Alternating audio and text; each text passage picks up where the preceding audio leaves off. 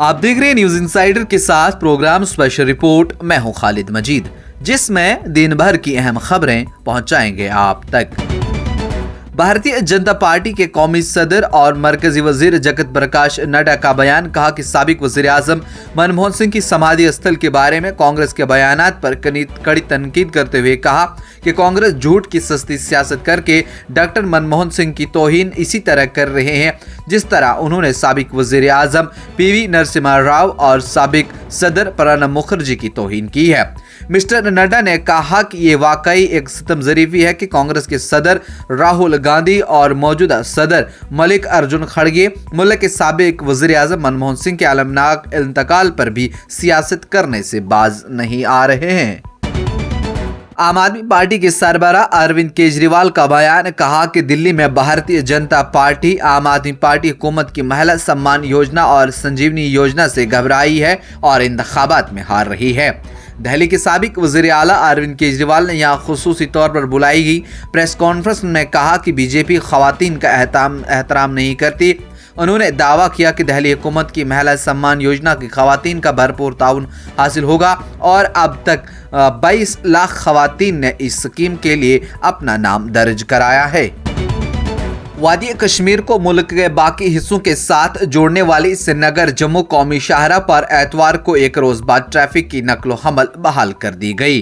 ताहम जनूबी कश्मीर के जिला शोपियां को सुबह जम्मू के पुंछ और रजौरी जिला के साथ जोड़ने वाले तारीखी मुगल रोड को लद्दाख यूनियन टेरिटरी के साथ जोड़ने वाले सोनामर्ग करगिल रोड पर भी ट्रैफिक की आम दो रफ्त हनूज बंद रही।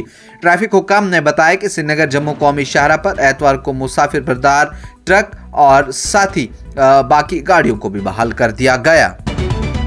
वजीर आजम नरेंद्र मोदी ने कहा कि ऑल इंडिया रेडियो पर नशर होने वाली उनकी माहाना प्रोग्राम मन की बात 116वीं किस्तें नशर हो चुकी हैं और ये खुशी की बात है कि इससे लोगों में नई तवानाई पैदा हो रही है और ये इज्तिमाई ताकत की जिंदा दस्तावेज बन रही है। वज़ीर आज़म ने कहा कि आज की मन की बात में हमने सुना कि किस तरह हमारा हिंदुस्तान तनु में इत्तेहाद के साथ आगे बढ़ रहा है। खेल हो या साइंस, सेहत हो या तालीम, हिंदुस्तान हर शोबे में नई बुलंदियों को छूता हुआ नजर आ रहा है।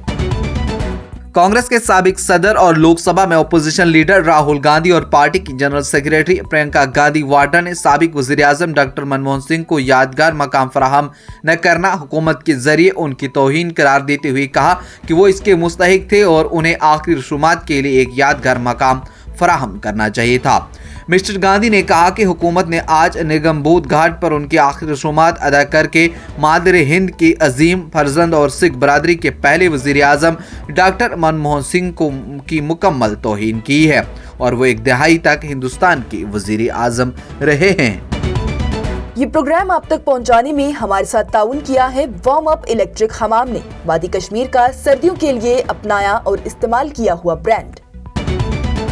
साल 2024 खत्म होने जा रहा है, लेकिन मरकजी अक़लियती अमूर की वजारत के अहम कामों में सफ़र हज पर जाने वालों की सहूलियत के लिए हज ऐप का क़याम, वक्फ एक्ट में तरमीम का बिल पेश करना, पारसियों की आबादी में कमी को रोकने के लिए जो पारसी स्कीम के कवानीन में तरमीम शामिल करना है। अक़लियती अमूर की वजारत ने 18 अगस्त को लोकसभा में वक्फ तरमीमी बिल 2024 पेश किया। इसके बाद ये बिल पार्लियामेंट की मुश्तरका कमेटी JPC को भेज दिया गया, जो कि वक्फ बिल, हज ऐप, जियो पास स्कीम में तरमीम, अक़लियती वजारत की साल की अहम कामयाबियां शामिल हैं।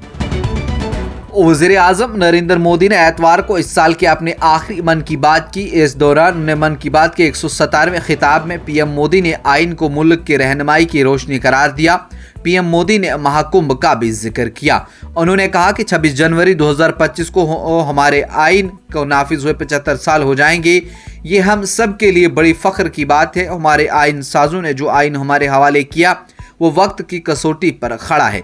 आइन हमारे लिए मशअल रहा है। आइन की वजह से मैं आज आपसे बात करने के काबिल हूँ।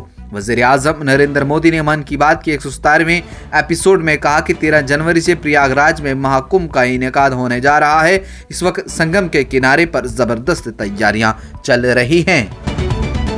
دہلی میں جمعہ سے ہفتہ کی صبح 8:30 بجے تک 4.2 ملی میٹر بارش ریکارڈ کی گئی، جو 101 سالوں میں دسمبر میں ایک دن میں سب سے زیادہ ہے۔